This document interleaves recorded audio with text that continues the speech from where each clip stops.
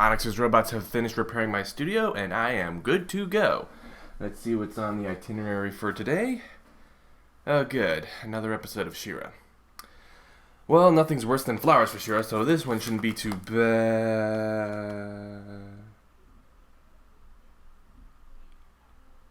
Oh, no.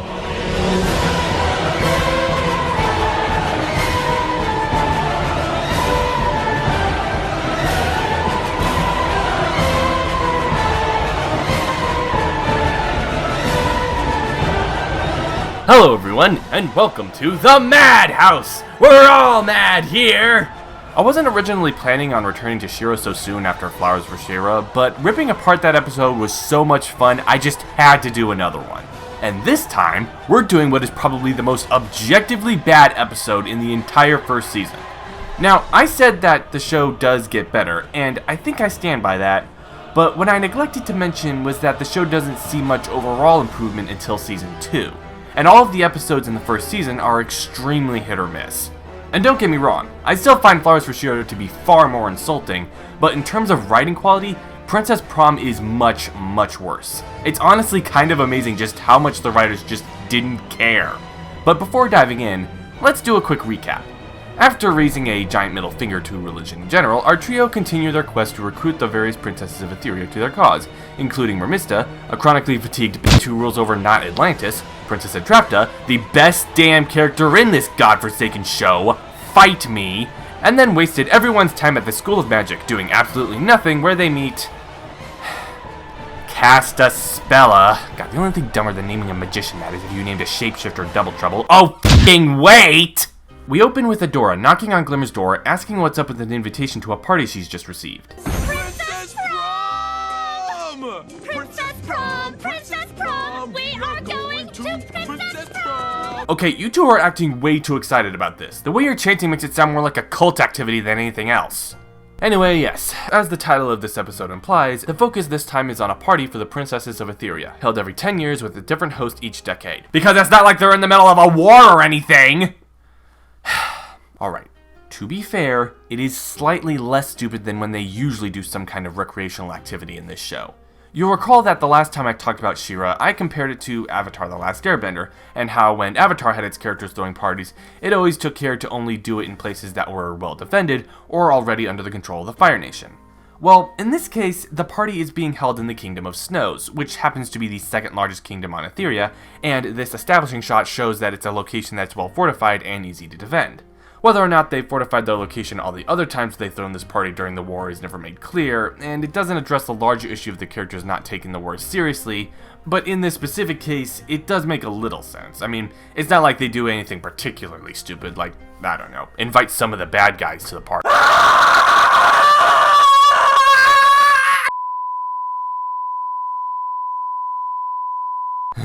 Okay, calm down, Trigger, calm down. You'll get to that. After the theme song, we cut to the Fright Zone where Catra and Scorpia... Oh yeah, I forgot she was in the show. Wait a minute. How did I forget about Scorpia? I specifically mentioned her in my last review. I'm hanging out in your room. Unfortunately, you're the only one I can trust around here. Because we're best friends. Oh, that's how I forgot. I suppressed all memory of her because she's a jabbering moron. She's constantly trying to be all friendly towards Catra, talking about how she's her best friend, how she's loyal to a fault, and how she'll never turn her back on her when she has absolutely no reason to be undyingly loyal. It'd be one thing if Catra saved her life at some point, and she devoted herself to Catra as a result, but all that really happens between them is Shadow Weaver assigned her to keep an eye on Catra. That's it. There is not a single scene throughout the show where they do any bonding, unless you count all the times Catra rants about her problems to her, and even then, she only does that because she literally has no one else to talk to.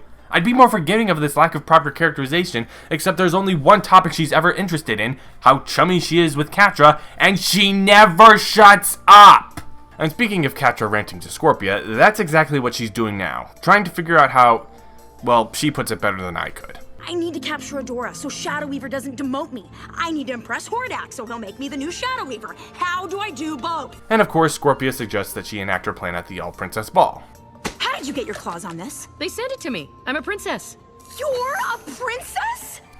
I'll get to Princess Frosta inviting Scorpia to the party later, but for now, this is one of the few bits of world building that I actually like. The fact that Scorpia is technically an Etherian princess. A big part of Hordak's backstory is that he crash landed on Etheria years ago and was able to build the Fright Zone from the remains of a ship. Now, this might have left you wondering how exactly he did that, since normally it would take hundreds of years to build an empire with those sorts of resources. Well, the ship in question was loaded with tech far more advanced than pretty much anything on Etheria due to it being a ship from an armada of galaxy-conquering warships. So the advanced weaponry, combined with the manpower of Scorpius people, gave him a massive leg up in the ensuing war. Kinda like playing an RTS game while being a few levels ahead of your opponent. Okay, you're a princess and you're going to a princess ball. Oh no, I'm not going. No. Wait, what? No one liked my family even before we joined the Horde. Why would that stop you from going? Why wouldn't Hordak want you to take advantage of this invite to gain information on the other Etherians? Even if Hordak doesn't read any of the messages coming from the very people he's trying to conquer, and why the f wouldn't he? They have literally invited you among them, and you are not taking advantage of this very clear and obvious chance to learn more about the people you're fighting. You shouldn't need Catra to encourage you to go to this stupid party! You're a dumbass, Scorpia! We cut back to Bright Moon, where Glimmer is upset that Bo is going to the party as Perfuma's +1 instead of hers. You remember Perfuma, right? The idiot who kept saying that the universe would magically solve everyone's problems in Flowers for She-Ra? When did you two even talk about it? Oh, she was super slick.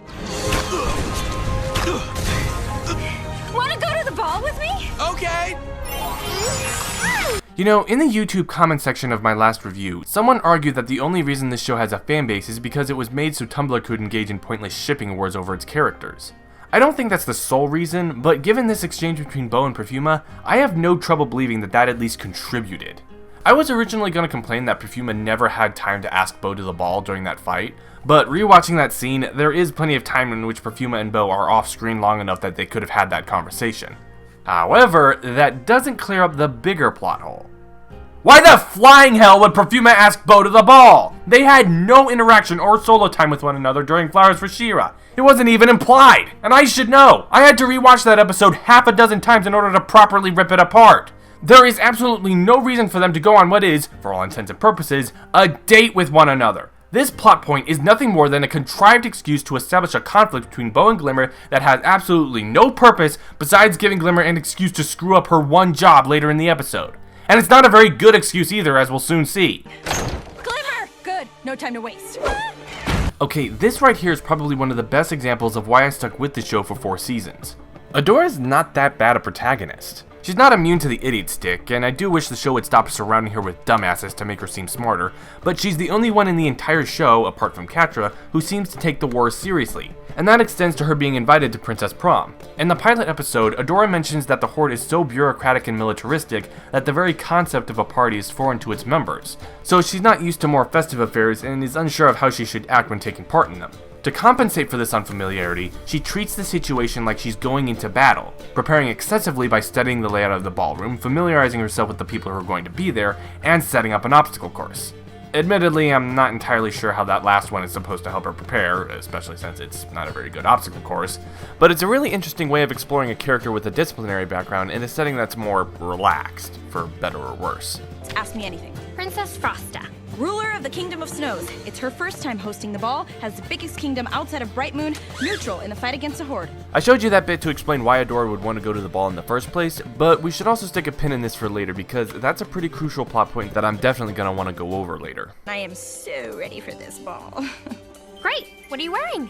I was just gonna go as She-Ra. Well, you can't go as She-Ra. They have a strict no weapons rule. Neutral ground and all. A rule so strict that they put it on the one place on the invite where it could be easily missed. Also, what exactly is stopping Adora from transforming into She-Ra, leaving her sword at the door, and then entering the party? We see several times in the show that she doesn't necessarily have to be holding the sword to stay in her warrior form, so why is this even an issue? Is it a proximity thing? Does she have to be within a certain distance of her sword to stay as She-Ra? The show really needs to clarify the limitations of her powers. Then again, if they can't be bothered to keep Glimmer's limitations consistent, keeping it vague for She-Ra, while not ideal, is probably for the best. You know what this means? Oh no. Please don't say makeovers, please don't say makeovers, please don't say makeovers, please don't say makeovers, please don't say makeovers, please don't say makeovers, please don't say makeovers! It's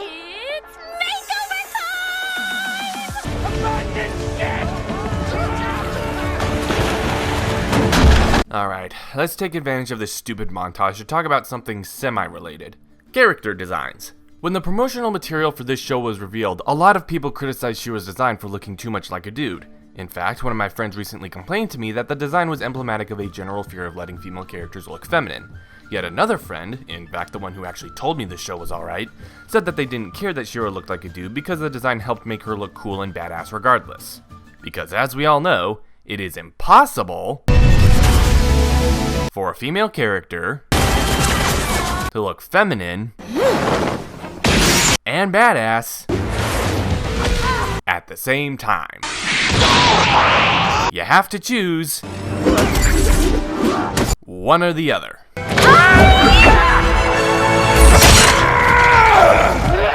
Okay, but seriously, I honestly think Shiro looking like a guy is the least of this show's problems. It's really not that much of an issue in the show itself, and even if you did want to argue that it was a bad design, I'm lukewarm on it myself, it is the least bad of all the bad designs. I'm still trying to figure out what the fuck Bo's wearing, and Glimmer, well, she's fat. Anyone with those proportions would be lucky to last a minute in a combat situation, teleportation powers or no. As for it being emblematic of a fear of letting female characters look feminine, well, I don't know about that. If you were basing that opinion solely on the Shiro design, you likely haven't seen much of the show since most of the other characters look plenty feminine to me. Well, except for Hantara. Although one thing I do find confusing, and rather amusing on this front, is the suspicious lack of larger breast sizes. Seriously, every single lady in the show is a fucking lolly. I'm not saying it needs anything that you'd see in an anime, it is a children's show after all, but do the character designers not know that there are bigger cup sizes? Anyway, Adora and Glimmer get to the party and meet their host, Princess Frosta. That's Frosta? But she's like 10. I'm 11 3/4. Well, aren't you a big girl now? Couldn't have mentioned that she was a little kid. You did all that research. I assumed you knew. Bullshit. If Adora was so thorough in her research that she even memorized the princess's relationship statuses, yes, seriously, there is no way Frosta's age never came up. We're not even halfway through this episode, and it's quickly becoming just as frustrating as Flowers for She-Ra. Is there anything redeeming in this show? Adora! Glimmer! Are you here to watch the social experiment too? Waifu!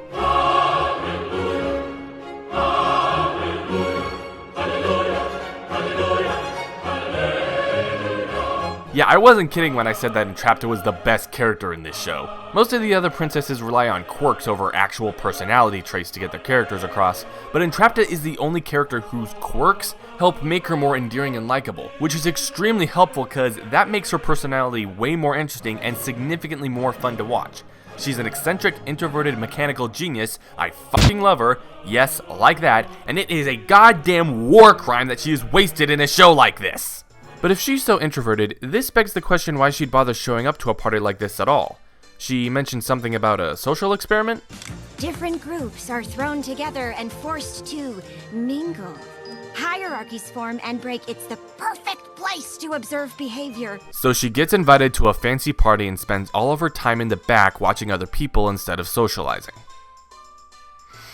Yep, story of my life. Where's Bo? I want to show him my new recorder. He's coming later.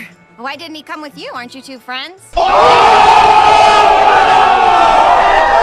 And of course, Bo and Perfuma take that moment to show up at the party and— oh, come on! Look, I'm sure the justification for Bo's stupid outfit is supposed to be something like the lack of material around his midriff lets him move his lower body muscles unimpeded so he can more easily pull back the string on his bow, although I'm fairly certain that's not how archery works, and even if it was, he could just as easily solve that problem if he wore a regular shirt and didn't bother to tuck it in. Look, the point is, if that really is the reason for his stupid shirt, then why is his dress shirt like that too? Weapons are strictly forbidden at this party, so there's absolutely no reason for him to expose his midriff like that. And keep in mind, this is supposed to be a formal event. At what formal event would exposing your stomach be considered appropriate dress code? Whichever way you slice it, this outfit is ridiculous. They're matching. That's our best friend thing. Okay, 1, I'm about as fashion savvy as a chimpanzee, and even I can tell they're not matching. 2, jealous ex-girlfriend much? Hey, I'm here too. Don't make a big thing out of it. Don't worry, narcolepsy. We won't. They're making up their own inside jokes? What? Is Perfuma his new best friend now? You're seriously going there, aren't you, episode? Really gonna drag out that jealous of a new friend cliche and milk it for all it's worth, aren't you? Yeah, Sure, because why the fuck not?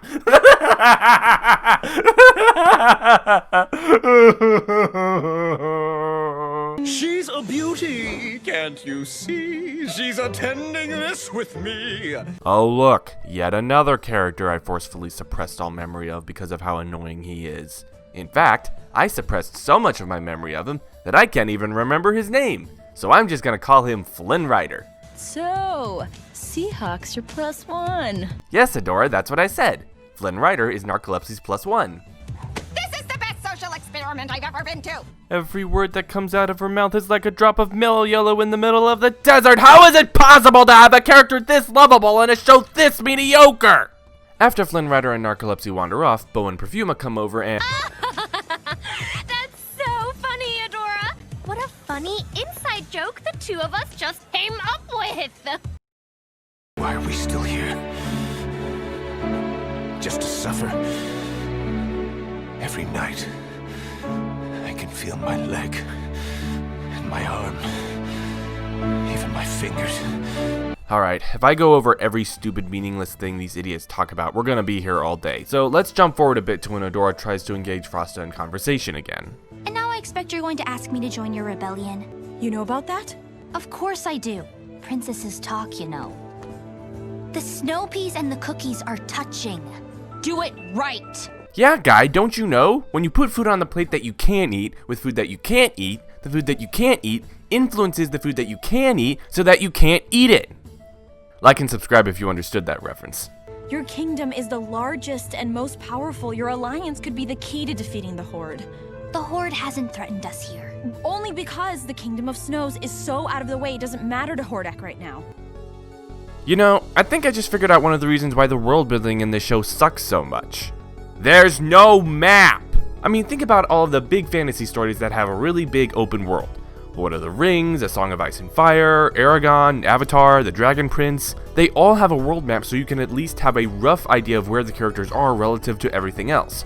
Or at the very least, they were smart enough to write their stories in such a way that it wouldn't contradict the geography of the world. But She-Ra doesn't have a world map. Oh, they have a map in the Bright Moon War Room, but it's an incredibly inconsistent map that's difficult to read. If the show did have a proper world map, it would be a massive help for the writers so they could avoid really stupid and obvious plot holes like the ones this exchange between Frosta and Adora just opened up. Where exactly is the Kingdom of Snows relative to the other countries? This dialogue would suggest that they're in a place where the Horde is capable of mounting an attack on them, but that just begs the question, why don't they attack the Kingdom of Snows? Yes, the explanation they give is that they're out of the Horde's way, but they're supposed to be the second largest kingdom in all the planet. The Horde would need to defeat them eventually, and if they've been trying and failing to get through the Whispering Woods for the past few decades, they'd have to realize that attacking the Kingdom of Snows would be a preferable use of their time and resources at some point. If it's supposed to be one of the most powerful kingdoms on the planet, then that makes them a potential threat, meaning that the Horde should be interested in the kingdom and would want to take them out as soon as possible. And given all this, why would the Kingdom of Snows be so determined to stay neutral in this war? Switzerland stayed neutral in both world wars because they adopted a policy of neutrality in 1515, owing to their crushing defeat at the Battle of Maranhão to the French, and because the country remaining neutral would serve as a buffer between France and Australia to maintain stability within the region. And the reason they were permitted to stay neutral in those conflicts was because they had a ridiculously well-developed defense plan that would make invading them more trouble than it was worth. Neither excuse applies to the Kingdom of Snows, and the argument that the Horde hasn't bothered them yet is not an adequate explanation for their neutrality. What exactly is stopping Hordak from turning his attention to the Kingdom of Snows after he's finished conquering the other kingdoms? This war has been going on for decades, and Hordak hasn't led up his assault on the other kingdoms in all that time, so what makes you think he'd stop at yours, Frosta? I realize that this is a children's show, and these details would bore the hell out of any child watching, but if you're going to write a story about war, maybe don't write it in such a way that the politics of the show result in dozens of plot holes. The Kingdom of Snows has defended itself perfectly well for thousands of years. Defended itself? Not 10 seconds ago you were saying that the Horde hasn't threatened you guys yet. Have the other kingdoms tried to attack you before or since the war started? Why? The Horde is the only aggressive kingdom on the entire planet. Most of the other kingdoms don't even know the meaning of the word war. The only other explanation for this line is if the Horde has tried to attack them in the years since the war started, and Frosta is lying out of her ass for no reason, in which case, her excuse for not wanting to join the Princess Alliance goes straight out the window. Dear God, I didn't think it was possible to meet a character dumber or more inconsistent than Perfuma on this show, but congratulations, Frosta! You have completely shattered my expectations! Applaud, everyone! Applaud sarcastically. No, that sounds too sincere. Slow clap. There we go. Nice and condescending. Adora rejoins Glimmer, who's watching Bo and Perfuma not at all like a jealous ex-girlfriend. Where have you been? Ugh, I told you, winning over Frosta. Yeah, you know, the whole damn reason you guys came to this party. Why does it bother you so much? It doesn't. Bo can hang out with whoever he wants. I never had that many friends, okay? It's always just been me and Bo. What if he likes his new friends better than me? Oh, boo-hoo! Let me play a sad song for you on the world's smallest violin. I realize that might seem overly insensitive, but this line highlights the biggest problem with Glimmer as a character. As far as I'm aware, her age is never specifically mentioned in the show, and I couldn't find anything on any of the wikis about how old she is, but it seems reasonable to assume that she's somewhere in her mid to late teens. What's more, part of her backstory and the reason she's so eager to fight the Horde is because she lost her father to them in the war when she was young. Not unlike how Katara and Sokka lost their mother to the Fire Nation in Avatar: The Last Airbender. And you would think that the loss of a parent would be a traumatic experience that would cause Glimmer to mature much more quickly and become more motivated to stop the Horde. Well, I can safely say one of those two things happened. Hey, Glimmer, here's a thought. Maybe your inability to make any friends is due to your being a spoiled little brat. I'm dead serious. My little brother still throws himself down on the floor if you tell him to clean his room or do the dishes, and yet I still find that he's more mature than Glimmer. He certainly wouldn't be losing his hair over a friend taking an interest in someone else. Now, one could make the argument that the loss of her father made her develop a fear of losing those closest to her, and that's why she's so paranoid about losing Bo. Which, okay, fair enough. In fact, that'd be a really interesting insight into her character, except that that isn't the angle the episode goes for. It doesn't frame it as, I'm afraid of losing him because I lost my father. It frames it as, I didn't have many friends when I was young, and I'm afraid that he'll like his new friends more than me. Which is a way less interesting form of character development. You know, people like to give Starlight Glimmer a lot of grief for starting a cult in response to her only friend moving away and him never contacting her again.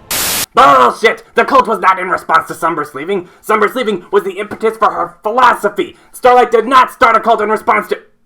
Oh god, are you reviewing She-Ra? Well, f*** that shit, not happening. Well, that was random, even for him. But at least Starlight had the excuse of being little more than a toddler when that happened, and there being a considerable gap between Sunburst leaving and her starting the cult. This is something that Glimmer's flipping out about when she's a fucking teenager, and Bo hasn't even left her yet! Oh, and the best part about all of this? Angela, in her infinite wisdom, decided to make Glimmer a general in the Bright Moon Army. So who do you think makes for a worse general, Glimmer or Jar Jar Binks? Bo isn't the type to just leave all of his old friends behind, and neither am... What a juicy coincidence! And because Adora still has two brain cells to rub together, she objects to Catra and Scorpia's presence at the party to Frosta. Princess Adora.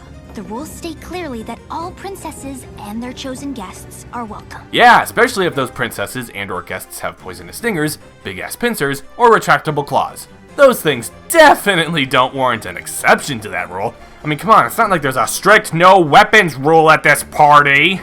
But of course, that would be the sensible argument to make. And, because it's now Adora's turn with the idiot stick, the only argument she can think to make is... But they're up to something, I can feel it. Not only did somebody get paid to write this, but it went through several layers of production without anyone realizing how terrible it was and how much it needed to change. That, or they did realize it was terrible, and what we're seeing here is the improved version. You decide which is worse. You have That's enough! You look at me and see a child. But I have worked too hard to gain respect, only to throw it away because you feel they're up to something. Aww, she thinks she's Lyanna Mormont. Isn't she cute? Scorpia is a princess. Princesses get +1s. They stay. Alright, let's address the elephant in the room. Frosta inviting Scorpia to the party.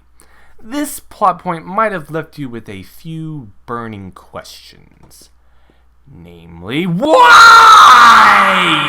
Why in the name of Guinevere's Titanic tatas would Frosta invite the princess from the Fright Zone? They have been waging war on all the other kingdoms for decades now! You're basically asking for something bad to happen! Whether it be the princess is getting into a fight with them, or they're trying something that causes serious damage to your kingdom. Spoiler alert, both of those things happen! Now, you might argue that the Kingdom of Snows is neutral in the war, and so wouldn't care about the conflict between the Horde and the other kingdoms. In fact, Frosta might have invited Scorpia specifically to find a peaceful solution to the fighting.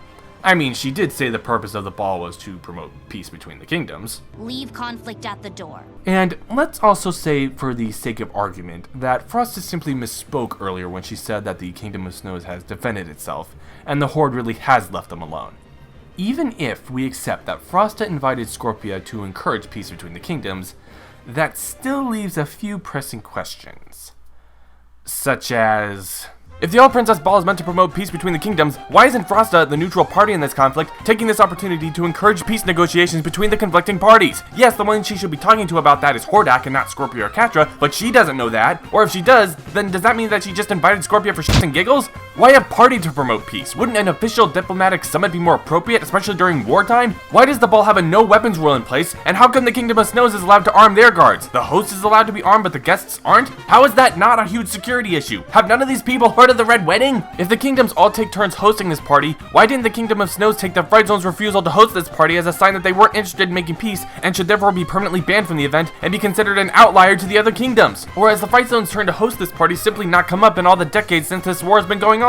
If the answer to the previous question is yes, how many kingdoms host this party? There are only ever 5 that are specifically named in the show. Bright Moon, Plumeria, Not Atlantis, the Kingdom of Snows, and the Fright Zone. And if the war's been going on for 1 generation minimum, then statistically speaking, they must have had a turn to host the party at least once. And because the Horde's members are completely unaware of the concept of a party, it's reasonable to assume that they must have refused to host the party at some point. Was the Kingdom of Snows simply not paying attention when that happened? Even if that never happened, wouldn't the Horde's disinterest in taking part in the ball for the last few decades be a pretty obvious indicator that they were not interested in making peace? How come the Fright Zone Princess suddenly taking an interest in the All-Princess Ball doesn't strike Frosta as decidedly suspicious? I mean, after all these years, they're taking an interest now would seem pretty suspicious, wouldn't it? If the Fright Zone Princesses have been receiving invites to this party before and since the war started, how is the concept of a party so foreign to the Horde? Did the princesses just refuse to share this invite with Hordak or any of the other force captains every time it's been received? Is Hordak reading these invitations? Every indication would suggest that he's not, but then you've got to ask, why wouldn't Hordak read the messages his kingdom was receiving from the enemy? Wouldn't he want to know what the princesses were saying to his troops? Those could be messages to a spy in his army. Why wouldn't he be worried about that? If nothing else, the ball would be a potential opportunity to learn more about his enemies and therefore defeat them more efficiently, so why would he pass that up? He was supposed to be one of Horde Prime's top generals before he ended up on Etheria. If you want to argue that Shadow Weaver is the one in charge of the war effort and would therefore be the one who would read the invites and not Hordak, then why doesn't Shadow Weaver read these invites? Because again, every implication is that Shadow Weaver was completely unaware of Catra's plan. Why was Carol so ready to believe the scrolls were trustworthy after spending the last 6 years of her life absorbing Kree propaganda about how they were deceitful parasitic monsters? Why did M. Night Shyamalan think it was a good idea to condense an entire season's worth of episodes into a single movie for the live-action version of The Last Airbender? Why did that one rebel guy say that cloning was a dark science that only the Sith knew about? Did he just forget the Clone Wars or thing? And why am I on camera right now? What happened to my pony vectors? Nothing about this makes any sense. It doesn't make any sense.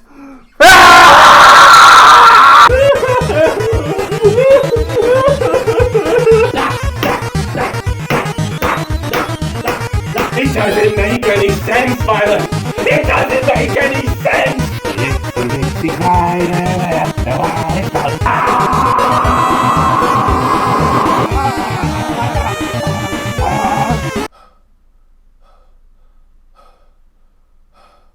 Thanos, I need you again! Falcon Punch! Thank you!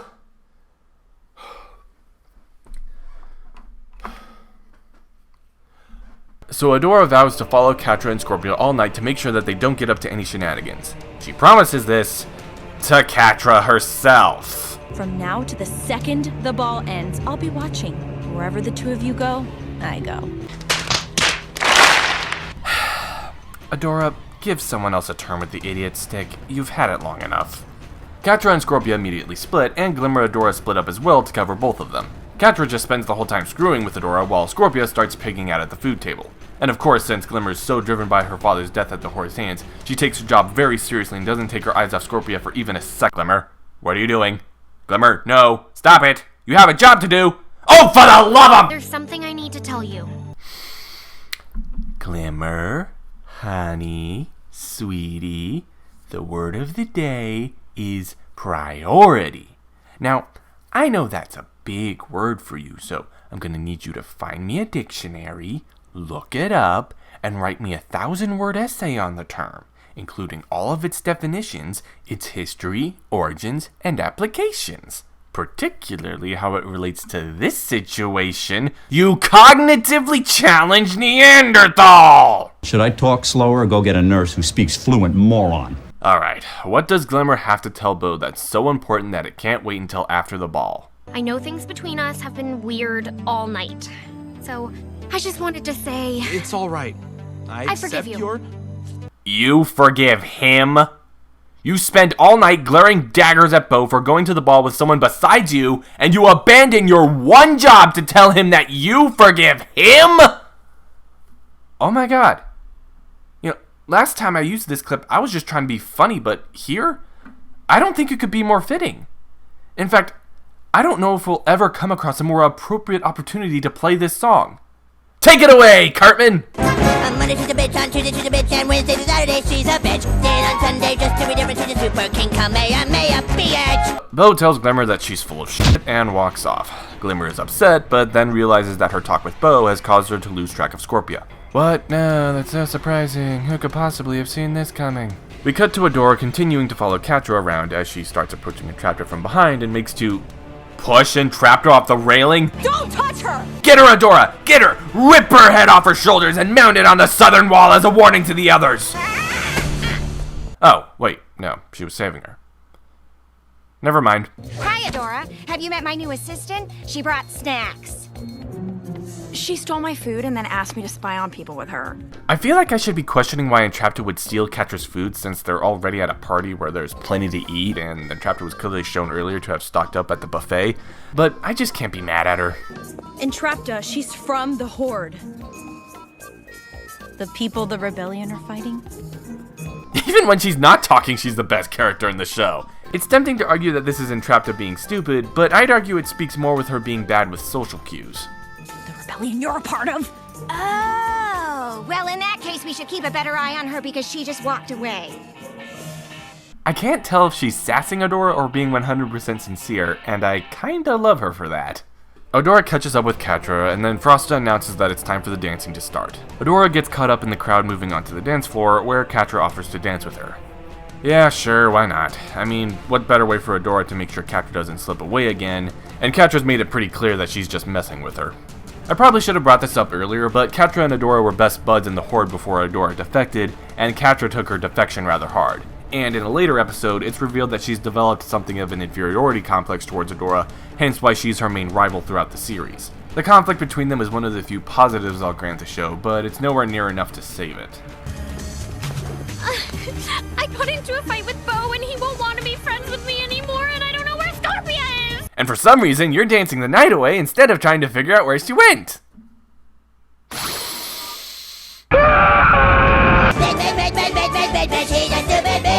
But yeah, Adora learns from Perfuma that Bo's disappeared as well, and Catra goads Adora into an altercation. Frosta intervenes and is in the middle of banning Adora from the kingdom when a bunch of explosives go off. What? No, it's so surprising. Who could possibly have seen this coming? Catra, what did you do? I did nothing.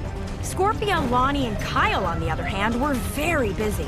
It was fun distracting you, though. If it was so easy for you to sneak some Horde troops and explosives into the palace, why did you need to officially attend the ball to begin with? You wouldn't need to distract Adora if she didn't know you were there in the first place. And why did Scorpia have to be the one to plant the bombs? Why did she need to lose Glimmer at all? However did you come up with that ingeniously woven, intricate plotline? A pillar falls down and breaks Adora out of her ice cage, while Catra makes a break for it. Glimmer tries to find Bo in all the chaos and spots him being dragged away by Lonnie and Kyle towards Horde ship.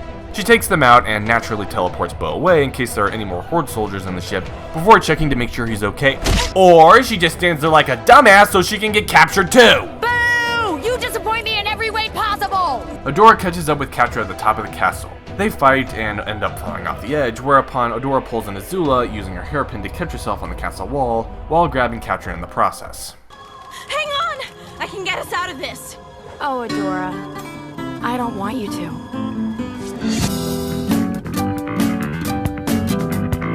Nah, just kidding. She gets picked up by the Horde ship and reveals to Adora that they've captured Bow and Glimmer and even stole Shiro's sword from the armory. See you later, princess. What? No, that's so surprising. Who could possibly have... Hey, wait a damn minute. I thought the whole point of you guys going to this party was so you could capture Adora. I need to capture Adora so Shadow Weaver doesn't demote me. I need to impress Hordak so he'll make me the new Shadow Weaver. How do I do both? You have her right there! Hell, even if that wasn't the original reason you came to the ball, you have a very obvious opportunity to capture the figurehead that the other kingdoms were rallying behind, effectively ending the Princess Alliance for all time. Literally. All you have to do is fly forward a little, have Scorpia stick her with her tail, and take her with you to the Fright Zone. Boom! War over! You win! This is not rocket science! And the worst part is that this isn't even the biggest plot hole in this scene.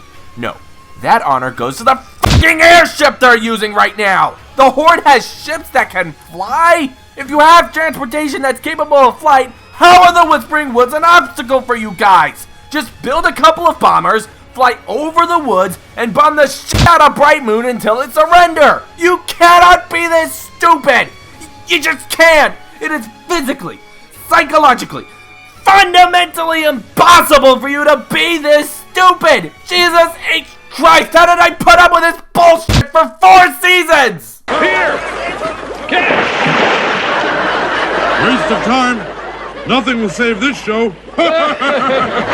It's a cliche for reviewers to say they don't know where to begin after reviewing something terrible, but with Princess Prom, I honestly don't know where to begin. Hell, I don't even know what to say! This episode opens up so many plot holes that the show itself starts falling apart at the seams, and I didn't even go over all of them!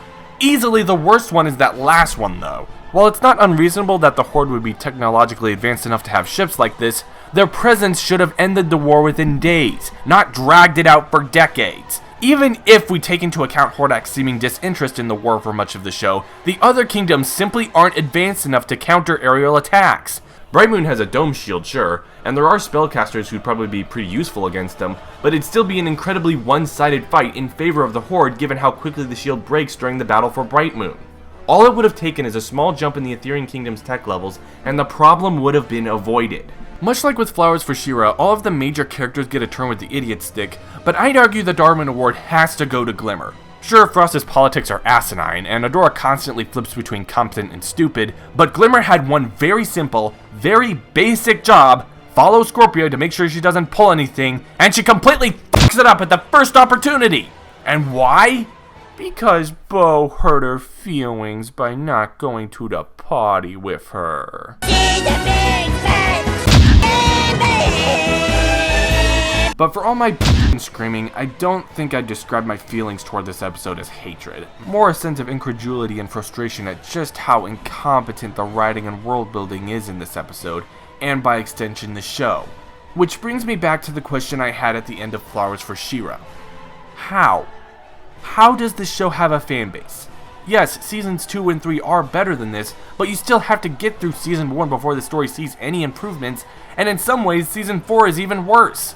I mentioned the shipping thing near the start of the review, but that can't be the only reason. I was under the impression that you had to have a good story and characters before you get a fanbase dedicated enough to play matchmaker with its cast, and I can count the number of good characters this show has on one hand.